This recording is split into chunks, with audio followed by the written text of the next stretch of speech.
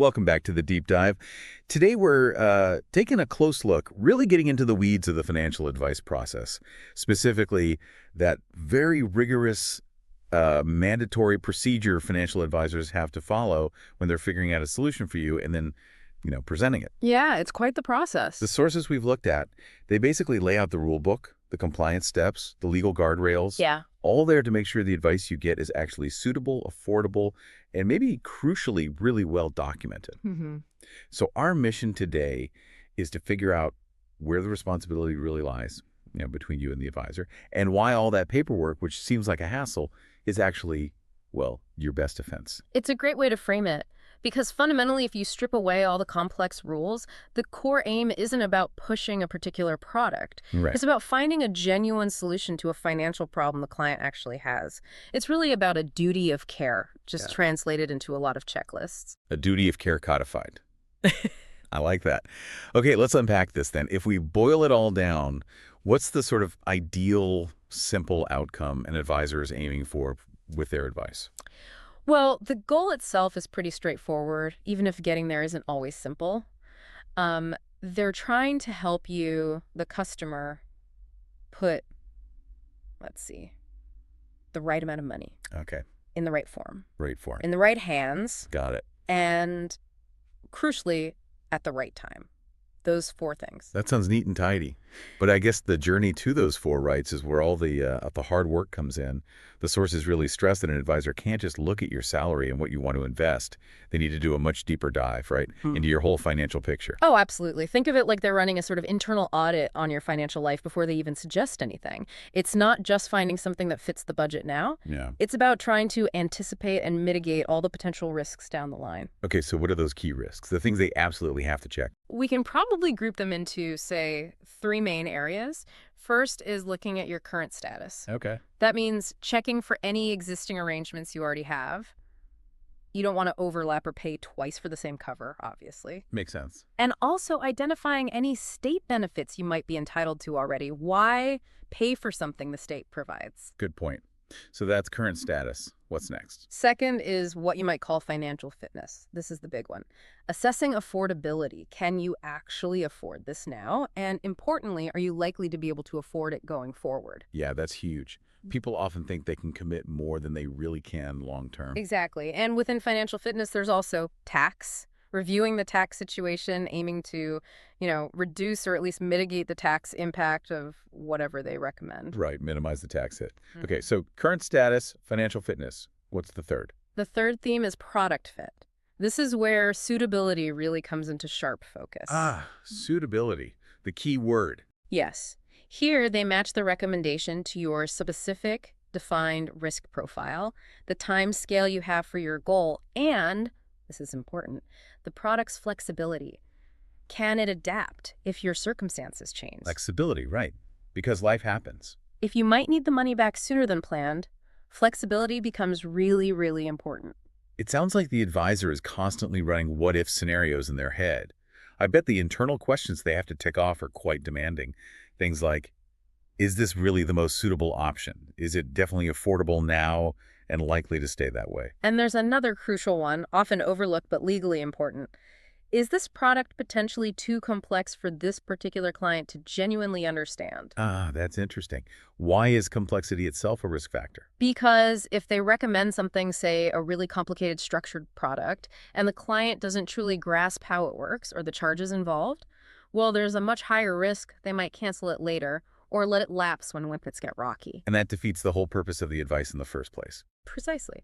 So simplicity, or at least understandability, is actually part of suitability. Complexity increases the risk of failure for the client. Okay, that makes perfect sense. Complexity equals risk. And we can see how suitability links risk and timescale very clearly with a common example. Let's say a client is saving up for a deposit on a house. Okay, yeah. Classic short-term goal, maybe 2-3 years away. Exactly. And the guidance, the sources are very clear on this, generally considers 5 years the absolute minimum you should be looking at for any equity-based investment. Stocks and shares, basically. Why 5 years minimum? Because over shorter periods, even if the potential returns are higher, you're just too exposed to the market going up and down volatility.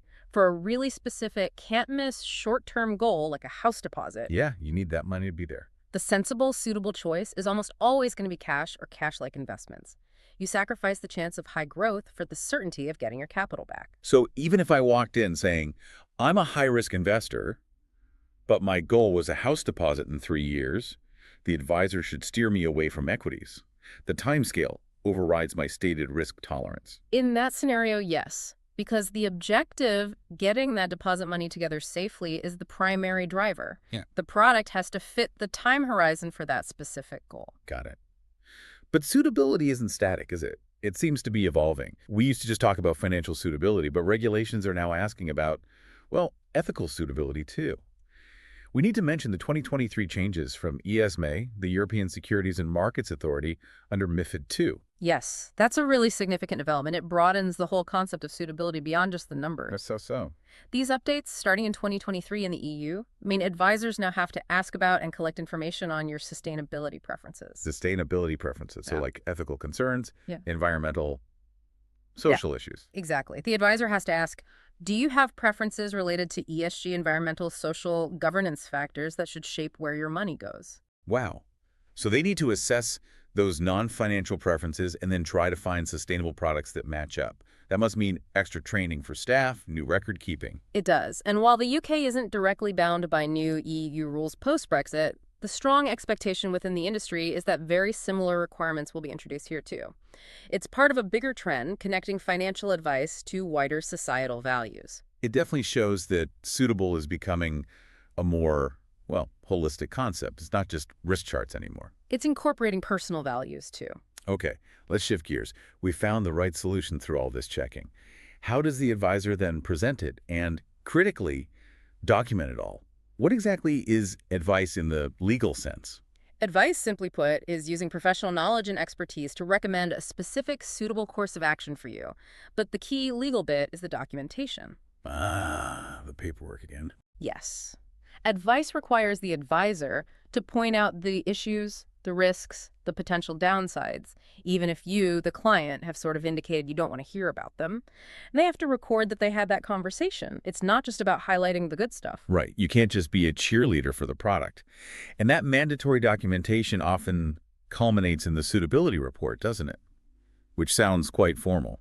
It is formal, and it's mandatory for certain types of products, things like long-term life insurance, annuities, personal pensions, collective investments like unit trusts or OEICs, and definitely for big decisions like pension transfers or opting out of company schemes. And what absolutely has to be in that report. The rules are strict. It must include your stated needs and objectives, the specific product being recommended, a clear explanation of why it's considered suitable for you, and this is probably the most important part for consumer protection, any potential disadvantages or risks associated with it. Highlighting the downsides, that's crucial. Absolutely. And the timing matters too. For something like a life policy, the report often needs to be provided before you're committed, before the contract is finalized. For pensions with cooling off periods, it might be no later than 14 days after the contract starts. Okay, so you get this detailed report, but the sources also point out something quite realistic. Most people probably rely more on what the advisor says in the presentation meeting than on reading every single line of that report, right? That's absolutely true, and it places a huge responsibility on the advisor during that meeting. They need to explain things clearly without jargon, go through it step by step. Features, benefits, charges, risks. The real goal is to make completely sure the client is making an informed decision. An informed decision. And if they do make an informed decision, fully understanding the pros and cons, then that old legal idea, caveat emptor, let the buyer beware, kicks in. Yes, but only if the decision was genuinely informed. If the firm can't demonstrate that through its records, or if you can show you were misled or didn't get the full picture, then the responsibility shifts back to the advisor. They could be held culpable.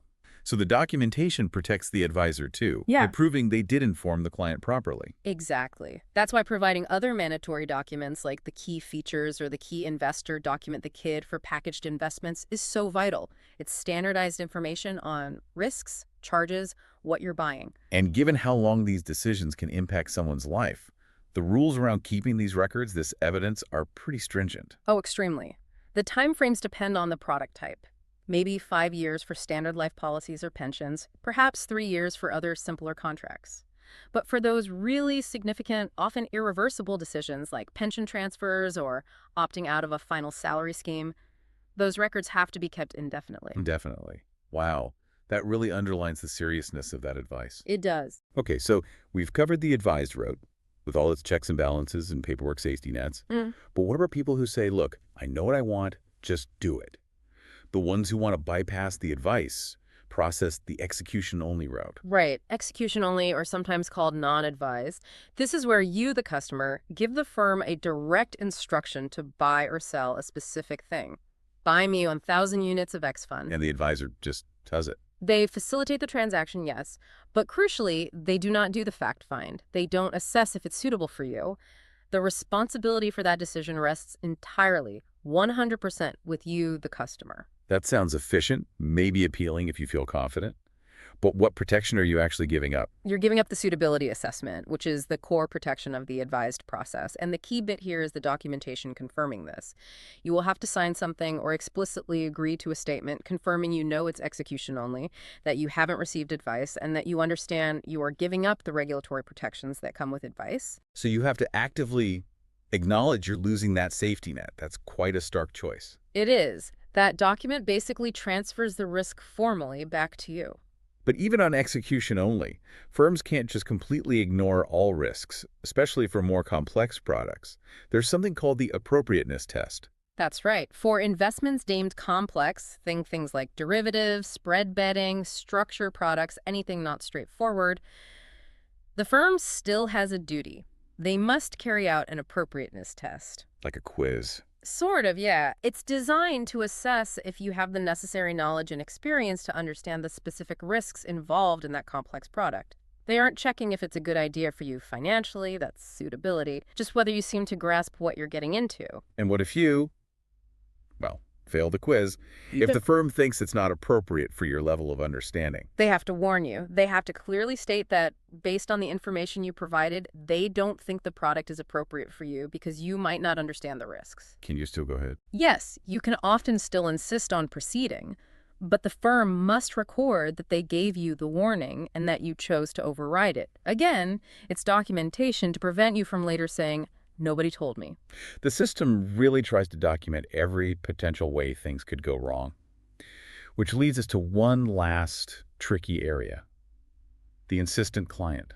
Ah, yes, the insistent client. This isn't execution only from the start. This is someone who has received advice. They've got the suitability report recommending, say, a cautious investment. Like the cash ISA for the house deposit we talked about. Exactly. But then the client says, nope, I don't want that. I want you to buy me that risky tech fund instead. They insist on going against the documented advice. What does the advisor do then? Well, they can't just say, okay, your funeral, and process the order like it's execution only because advice was given. The firm still has duties. They must clearly explain to the insistent client, again, the risks of the transaction they want to do. They have to reiterate why the firm didn't recommend it in the first place.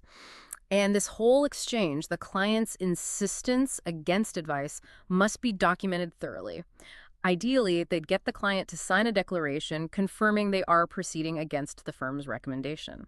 So, yet again, it's about creating a clear paper trail, showing the client understood the advisor's concerns but chose to ignore them. Precisely. It protects both parties by making the situation unambiguous.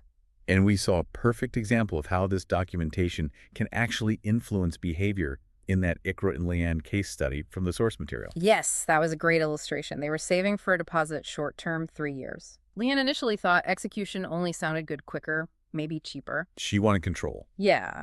But when the advisor actually presented her with the execution-only declaration, the form where she'd have to sign away the protections, explicitly stating she understood the risks and wasn't getting suitability checks. She had second thoughts. She did. Seeing it written down, that stark choice between autonomy and protection made her pause. She realized the significance of what she'd be giving up. And she ended up choosing the advised route. Yes. Yeah. She decided to proceed on an advised basis. And because of the short timescale, the recommendation was, quite properly, for a safer cash ISA, not the equities she might have initially fancied. The process, the required documentation, worked exactly as intended. It forced a conscious choice. It made the trade-off real. Mm-hmm. And really, that whole complex process we've just walked through, from that initial checklist of needs, the suitability deep dive, the report, the warnings, the insistent client procedures, it's all fundamentally designed to tackle one thing: information asymmetry. The fact that the advisor usually knows much more than the client. Exactly. So the regulations place this really heavy burden of documentation, justification, clear communication, risk warnings squarely onto the advisor's shoulders. It forces them to bridge that knowledge gap. So, boiling it down for you listening, the level of protection you get when you use financial services is directly linked to this documentation trail. Choosing speed and autonomy via execution only means you explicitly give up those safeguards that are designed to match the product to your specific needs and circumstances. Yeah, you're taking the responsibility fully onto your own shoulders. And remember, a key part of that advice process is the requirement for the advisor to spell out not just the potential benefits, but also the specific disadvantages and risks in that suitability report. Which leads to a final thought, maybe something provocative for you to consider. When you're looking at financial products, how much time do you spend on the glossy marketing brochures promising amazing returns versus how much time do you, or should you, spend trying to find and really scrutinize the mandated suitability reports or the key investor documents, focusing specifically on that list of potential disadvantages and risks?